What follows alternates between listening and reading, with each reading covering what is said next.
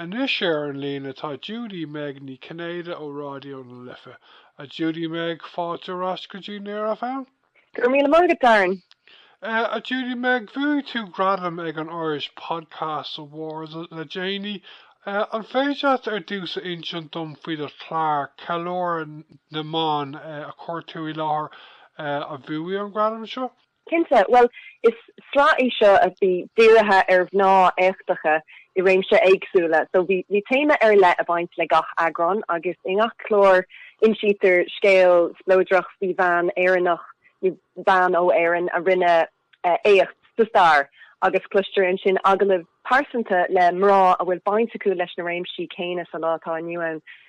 Mar hampla bhí agran dírithe an star agus an níor starú bhí sé dírithe bhí gáchean ach bhí ceanóin dírithe lína Rice ban ó chundé Hibredoran a bhuaigh Wimbledon sa bblion 8 nócha agus an sin bhí mór ní bhréán atá mar a bhíon in sport agus mar chraoltóir bhí si ag labhairt an sin le Jane Farley Maidir leis an scéal starúil sin agus is socha an conceap ná bheith in an brathnú na rudí atá baint amach ag mrá sa star agus an sin brathnú an saoil mar atá nniu agus mrá atá ag gobarnú ag fáinniu sa réimsí céine agus chunas mar atá rudí tríéis athrú is socha.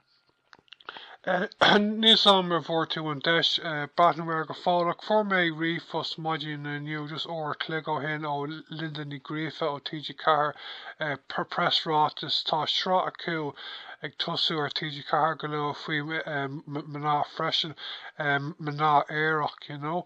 Thu tú fin srá sin? Ní chuúla ach ach spéisiú go brathnú ar sin cinsa.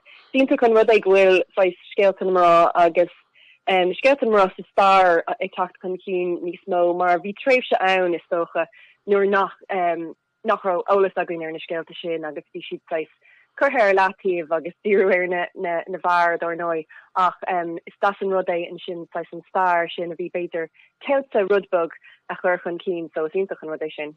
Tá an sraf faoi 8 caidrih de mná éireach le linn an tréimhse réamhlódach an air, you know, idir 1960 agus a fit as a dó, you know, so ní raibh is a gom go raibh 8 caidrih éireach aithne có maidide sin le chluisteá faoi, you know. Okay, Cogarge agus ré nó sás uchtá an Gradam a bhuachan deafrin go tú anna sás go bhú tú an Gradam. An féideat insean dom faoin Gradam a Judy-Meg agus an ihe féin ag an Irish Podcast Awards? Well, bhí an ihe grin bhí sé ar siú in Óstán an Marathon agus bhí sa categóir Phodchraoltaí as Gaeilge bhí an gomórtas an chaimé rá, so bhí muide ag gomórtas le Bhuaigh ó RTE, le chlór Darvanam Bantracht ó Raidió Phodchraoltaí, Podchraoladh eile Darvanam Blá na Dulach atá dírithe ar dearse géalta scríbte ó scríbnóirí oltacha. Agus tá leabhar freisin a héan le sin tá réalta ní lean agus ón na Gaeilge I man sin agus in sin seall le Seán radio rirá le Seán ó dúchan so bhí mud bhí an comórtas is just aránog so bhí ba frivléide is tócha vest aránog fiú agus an sin an drúbeh agrain so bhí an ihe agrain agus bhí an marathon go hálinn bhí sé galanta so bhí sé go das bhí sé anias agus bhí mar chósás a bhí me ann le Katie Whelan agus Jane Farley a bhí mar choláthóirí ar an glór agus bhí aníthe again. Sílam go raibh curú Gradam na Phodchraoltí léireann ar siúil an chéadúir an bhíonn se caite.